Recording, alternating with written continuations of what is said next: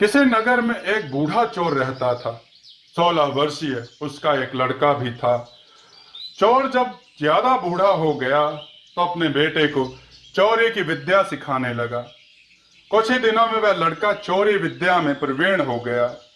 दोनों बाप बेटा आराम से जीवन व्यतीत करने लगे।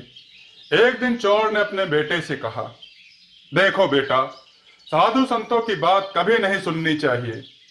अगर कहीं कोई महात्मा उपदेश देता हो तो अपने कानों में उंगली डालकर वहां से भाग जाना, समझे? हाँ बापू, समझ गया।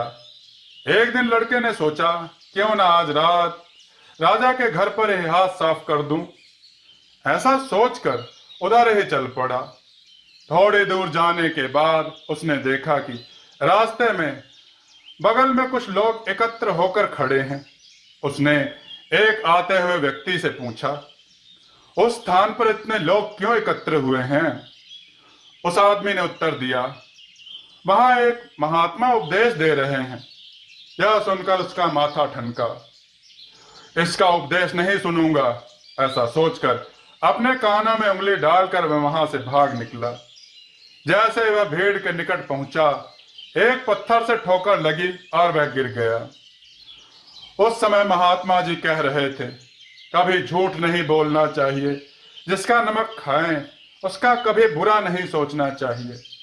ऐसा करने वाले को भगवान सदा सुखी बनाए रखते हैं। यह दो बातें उसके कान में पड़ी। वह झटपट उठा और कान बंद कर राजा के महल की ओर चल दिया। वहां पहुंचकर जैसे ही अंदर जाना चाहा कि उसे वहां बैठे पहरेदार ने टोका, अरे कहाँ जाते हो? तुम कौन हो? उसे महात्मा का उपदेश याद आया, झूठ नहीं बोलना चाहिए। चोर ने सोचा, आज सच ही बोलकर देखें। उसने उत्तर दिया, मैं चोर हूं, चोरी करने जा रहा हूं। अच्छा जाओ। उसने सोचा राजमहल का नौकर होगा, मजाक कर रहा है। चोर सच बोलकर राजमहल में प्रवेश कर गया। एक कमरे में घुसा। वहां ढेर सारा पैसा तथा जेवर देखकर उसका मन खुशी से भर गया। एक थैले में सब धन भर लिया और दूसरे कमरे में घुसा। वहां रसोई घर था। अनेक प्रकार का भोजन वहां रखा था। वह खाना खाने लगा। खाना खाने के बाद वह थैला उठाकर चलने लगा कि तभी फिर महात्मा का उपदेश याद आया, जिसका नमक खाओ उसका बुरा मत सोचो। उसने अपने मन में कहा, खाना खाया, उसमें नमक भी था, इसका बुरा नहीं सोचना चाहिए। इतना सोचकर थैला वहीं रख वह वापस चल पड़ा। पहरेदार ने फिर पूछा, क्या हुआ, चोरी क्यों नहीं की? देखिए, जिसका नमक खाया है उसका बुरा नहीं सोचना चाहिए। मैंने राजा का नमक खाया है, इसलिए चोरी का माल नहीं लाया, वहीं रसोई घर में छोड़ आया। इतना कहकर वह वहां से चल पड़ा। उधर रसोइये ने शोर मचाया, पकड़ो पकड़ो, चोर भागा जा रहा है।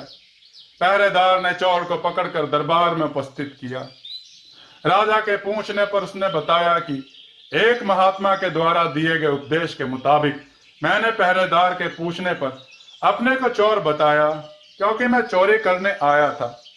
आपका धन चुराया, लेकिन आपका खाना भी खाया जिसमें नमक मिला था, इसलिए आपके प्रति बुरा व्यवहार नहीं किया और धन छोड़कर भागा। उसके उत्तर पर राजा बहुत खुश हुआ और उसे अपने दरबार में नौकरी दे दी। वह 2-4 दिन घर नहीं गया तो उसके बाप को चिंता हुई कि बेटा पकड़ लिया गया। लेकिन 4 दिन के बाद लड़का आया तो बाप अचंभित रह गया अपने बेटे को अच्छे वस्त्रों में देखकर। लड़का बोला, बापूजी, आप तो कहते थे कि किसी साधु संत की बात मत सुनो, लेकिन मैंने एक महात्मा की बात सुनी और उसी के मुताबिक काम किया, तो देखिए सच्चाई का फल, मुझे राजमहल में अच्छी नौकरी मिल गई।